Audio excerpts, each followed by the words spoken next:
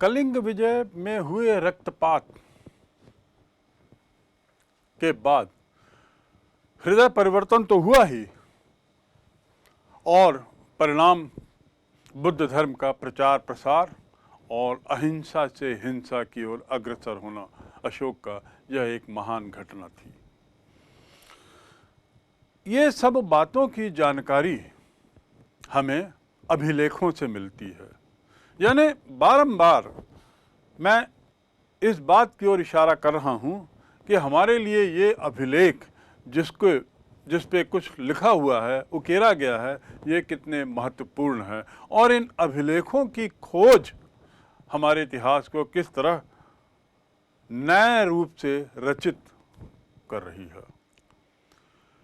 जूनागढ़ का अभिलेख जिसमें पूरे कलिंग विजय का विवरण है, इसके अलावा 40 अन्य अभिलेख पाए गए हैं और इन अभिलेखों को हम 3 भागों में बांट सकते हैं।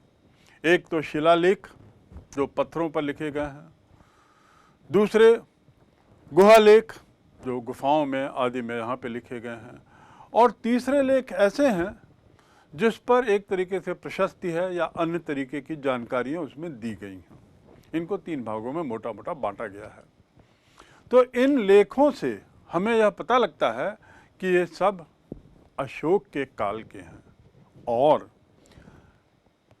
आखिर ये निर्णय कैसे लिया गया या इतिहासकारों ने कैसे माना कि ये सब शिलालेख किसी एक ही शासक के या किसी एक ही व्यक्ति के हैं? कारण स्पष्ट है। पहला, सभी के सभी ब्राह्मी स्क्रिप्ट में हैं, लिपि में हैं या खरोष्ट लिपि में हैं। दूसरा, सभी में मोटी मोटी एक ही तरीके की बातें जिनका एक दूसरे से संबंध दिखता है लिखी गई हैं।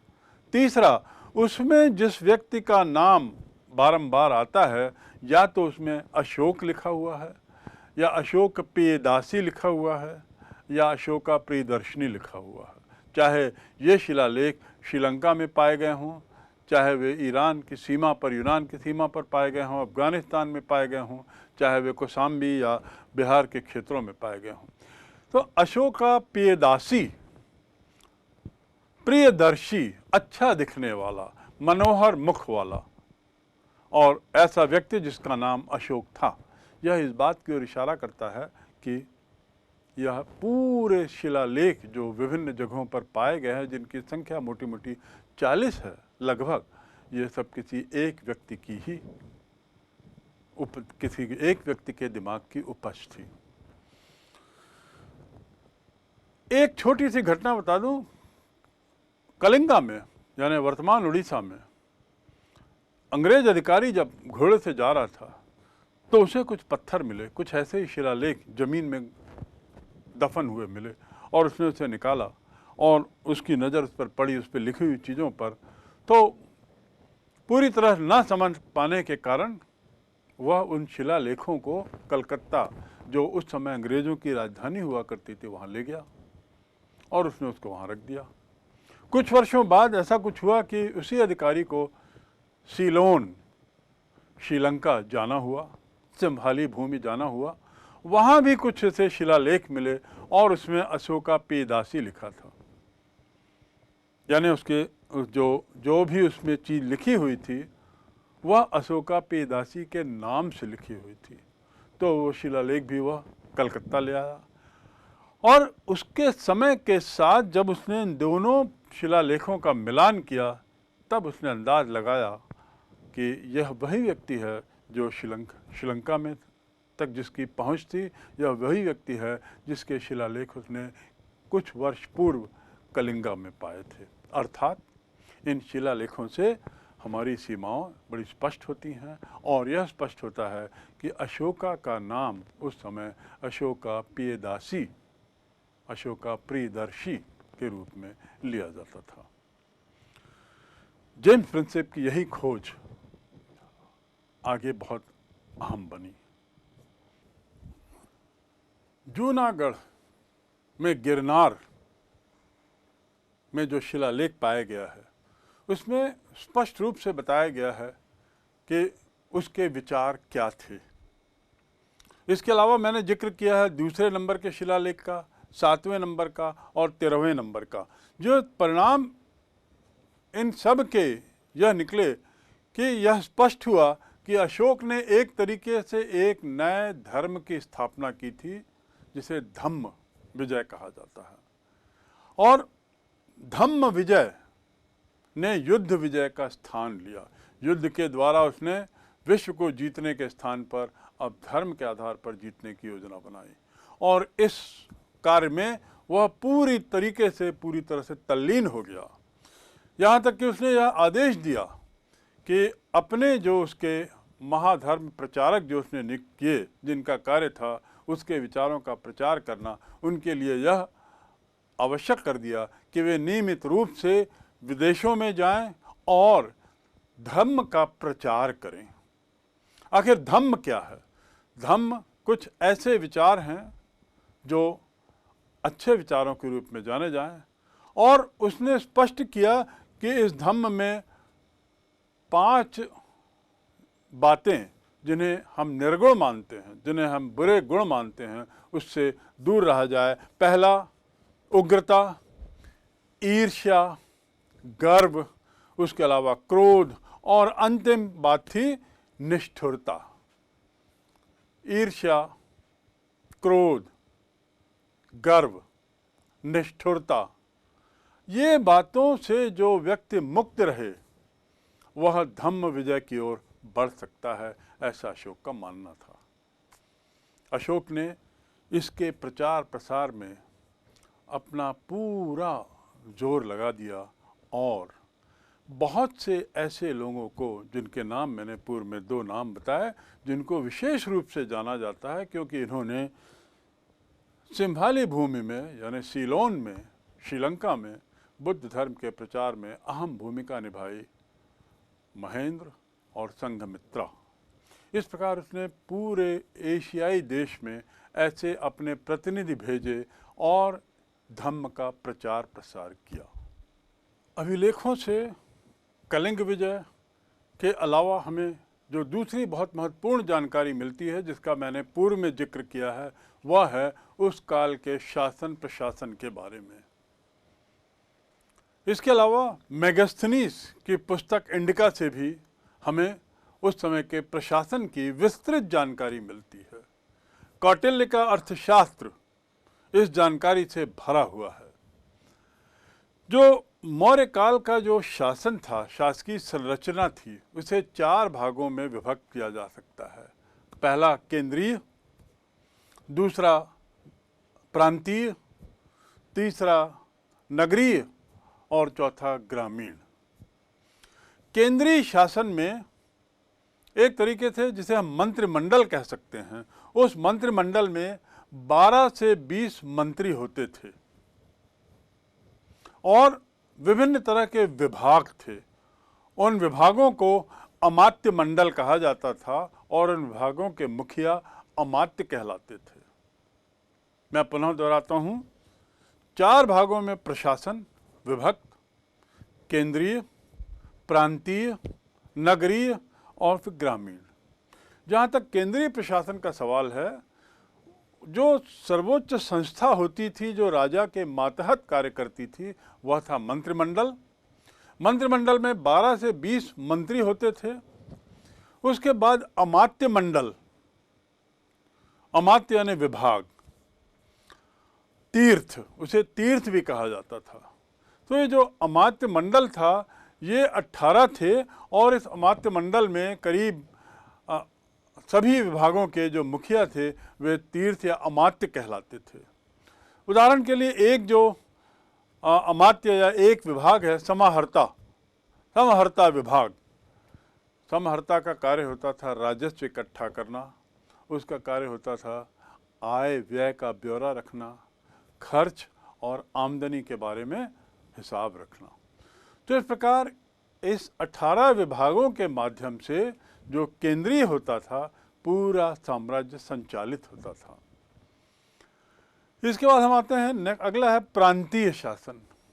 प्रांतीय शासन में 5 प्रांतों का जिक्र शिलालेखों में मिलता है। पहला है उत्तरापथ, जिसकी राजधानी थी तक्षशिला। दूसरा है अवंती, जिसकी राजधानी थी उज्जैनी। तीसरा है दक्षिणापथ, जिसकी राजधानी थी सुवर्णगिरी। और चौथा प्राच्य यानी पाटलिपुत्र। याद रखेंगे, पाटलिपुत्र आधुनिक पटना, जो जिस राज्य की राजधानी थी उसका नाम था प्राच्य। और अंतिम राज्य जो था वह था कलिंगा, उड़ीसा, वर्तमान उड़ीसा, मोटा मोटा उस क्षेत्र को हम कलिंगा कह सकते हैं। उसकी राजधानी थी तोशाली। ये 5 प्रांतों में प्रांतीय शासन था और ये प्रांतीय शासन में भी इसी तरह का मंत्रिमंडल और अमात्य बने हुए थे। और जो उसका मुखिया होता था वो कुमार कहलाता था। एक तरीके से आज के राज्यपाल को हम कह सकते हैं उस समय का कुमार। केंद्रीय शासन, प्रांतीय शासन, नगरीय शासन पे आने पर हम जानेंगे कि यहाँ की अधिकतर जानकारी हमें मेगास्थनीज की इंडिका से मिलती है। और स्पष्ट होता है कि हर नगर के लिए एक 30 सदस्यों का एक दल होता था और 6 भागों में ये दल बटे हुए थे। हर समिति में 5 सदस्य होते थे। मैं पुनः दोहरा दूं, 6 समितियां बनी थी, हर समिति में 5 सदस्य होते थे और ये 5 सदस्य मिलकर एक एक विभाग को देखते थे जो नगर से संबंधित, चाहे वह शिल्पकला विभाग हो, चाहे जनसंख्या विभाग हो, चाहे वह मेंटेनेंस विभाग हो। इस प्रकार 6 विभाग बने हुए थे, 6 समितियां बनी थी और इन 6 समितियों के माध्यम से नगर प्रशासन चलता था। इसके बाद ग्राम जो सबसे नीचे के स्तर पे था, प्रशासन में जो सबसे नीचे के स्तर पे था, जैसे आज भी ग्राम पंचायत केंद्र शासन में सभी सबसे नीचे हैं, उसी प्रकार ग्राम शासन जो चलता था वह भी उस समय एक समिति के माध्यम से चलता था, जिसका जो मुखिया कहलाता था या उसे ग्रामणी भी कहते थे।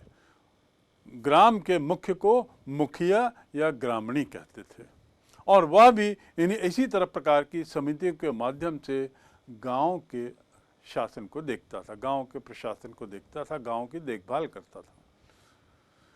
ये तो हुई उस समय के प्रशासन की पद्धति।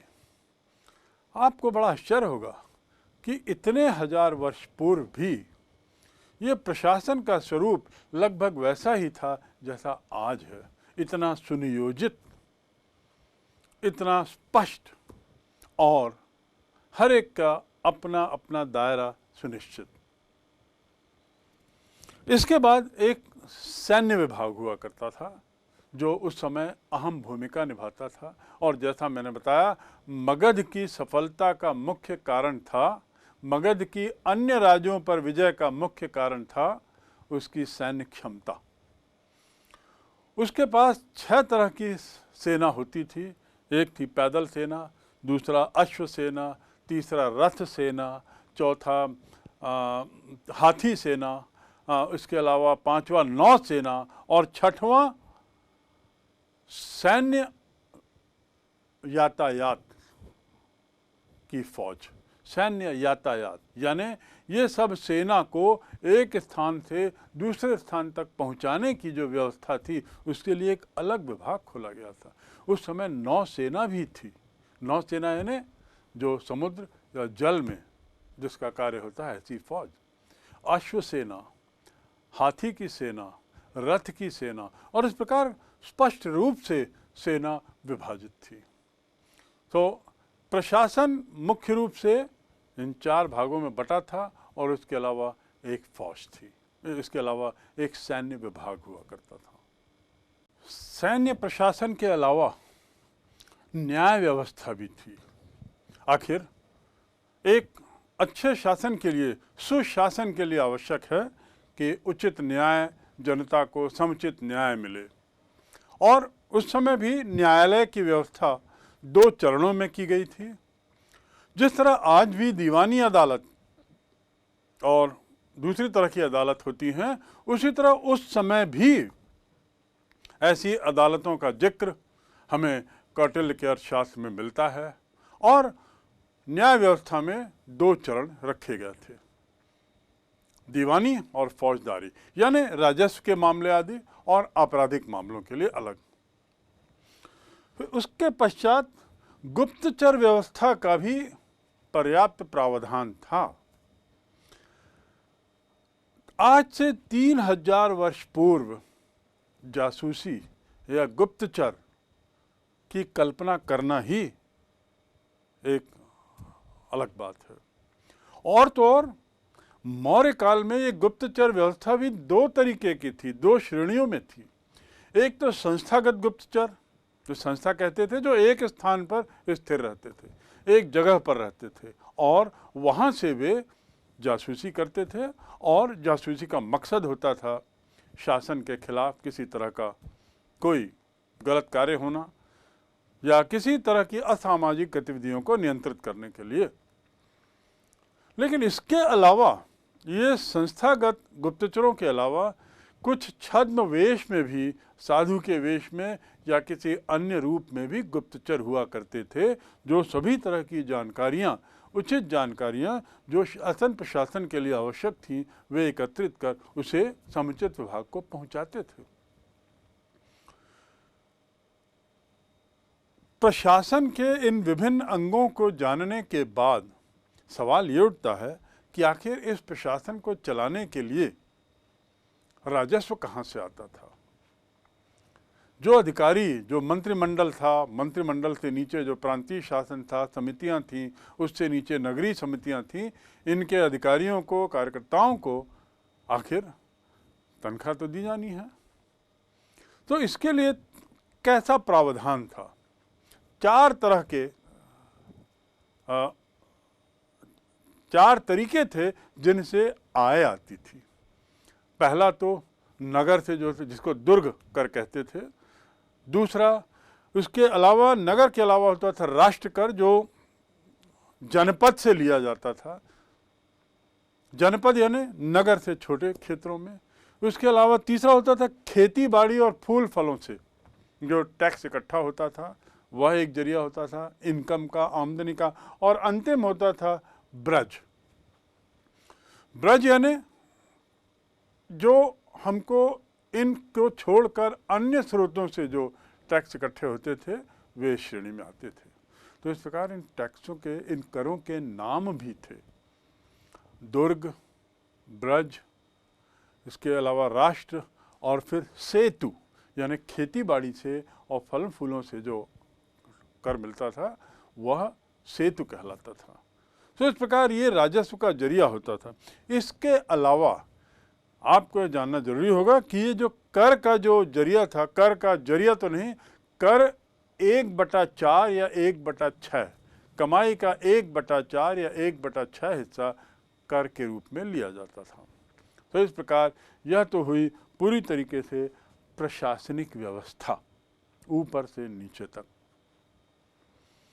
अब हम आते हैं उस काल की अर्थव्यवस्था पर। उस काल का आर्थिक जीवन कैसा था, हमको किस तरह का वर्णन कौटिल्य की अर्थशास्त्र में या इंडिका में या विशाख दत्त की पुस्तकों में मिलता है या पुराण में मिलता है। सबसे पहले तो ये जानना होगा कि यह काल था जब कृषि प्रधान था। जो आज भी हम कृषि प्रधान हैं, उस समय भी साम्राज्य या राज्य जो थे, वे कृषि प्रधान भूमिका निभाते थे और फसल पर ज़्यादा ध्यान दिया जाता था। इस कृषि प्रधान भूमिका के अलावा राज्य का जो इसमें योगदान हुआ करता था, वह नहर आदि के रूप में राज्य अपना योगदान कृषि के वार्धक्य में देता था। सुदर्शन झील उस समय की बहुत प्रसिद्ध झील है, जो मौर्य काल में बनाई गई थी, और उस झील से पानी वर्षों, प्रति महीना, हर समय सतत रूप से खेतों को दिया जाता था, जिससे फसल लगातार बनी रहती थी। अकाल की संभावना न्यूनतम कर दी जाती थी। कृषि प्रधान होने के अलावा भी यहाँ पर व्यापार का भी काफ़ी उल्लेख आता है। और आपको यह जानकर आश्चर्य होगा कि आज से 3000 वर्ष पूर्व जैसे मैंने नौसेना का जिक्र किया, उसी प्रकार अंतर्राष्ट्रीय व्यापार भी मौर्य शासन के काल में होता था। सीरिया, मिस्र, इसके अलावा अन्य एशियाई देशों के साथ मौर्य शासन का व्यापार हुआ करता था, और वह व्यापार का जो मार्ग था, जल मार्ग, वह सामान्यतः गुजरात के आसपास भरूच बंदरगाह, वहाँ से यह व्यापार इन देशों के साथ होता था, और इस व्यापार में मूलतः लौह अयस्क आदि की चीज़ें और इसके अलावा दूसरी अन्य चीज़ें जाती थीं। सो अंतर्राष्ट्रीय व्यापार भी इन लोगों का एक बहुत बड़ा उद्योग था। इसके अलावा जो मार्ग हमने एक देखा है, इस नक्शे में आप देखेंगे तक्षशिला से लेकर पाटलिपुत्रा तक एक मार्ग बना हुआ, एक रास्ता बनाया गया जिसे उत्तरापथ कहा जाता है। जैसे आज आप GE रोड सुनते हैं या रिंग रोड सुनते हैं या नेशनल हाईवे सुनते हैं, उस समय भी मौर्य शासकों ने एक ऐसे मार्ग का निर्माण किया जो मुख्य शहरों को जोड़ता था, जिसमें पाटलिपुत्रा था, कौशाम्बी था, तक्षशिला था, इसके अलावा और भी कई देश थे, पुष्पकलावती था। ये सब जो शहर थे ये उस मार्ग से जुड़े हुए थे, और इसका उद्देश्य था थल मार्ग से आवागमन की सुविधा प्रदान करना, चाहे व्यापार के लिए, चाहे लोगों के आने जाने के लिए। जो मुख्य रूप से जो उद्योग थे उस समय, मुख्य उद्योग उस समय था कृषि उद्योग तो था ही, इसके अलावा चर्म उद्योग, लौह उद्योग और साथ ही अन्य धातुओं का उद्योग और बढ़ई का कार्य, ये उस काल के मुख्य उद्योगों में माने जाते हैं। मैं पुनः दोहराऊं, चर्म का काम, चमड़े के बहुत सारे काम होते थे, लकड़ी के काम होते थे, बढ़ई के कार्य बहुत होते थे, लौह अयस्क जैसा मैंने बताया बारंबार, यह उस समय पाया जाता जिससे बहुत से काम होते थे, और उसके अलावा साथ में अंत में ये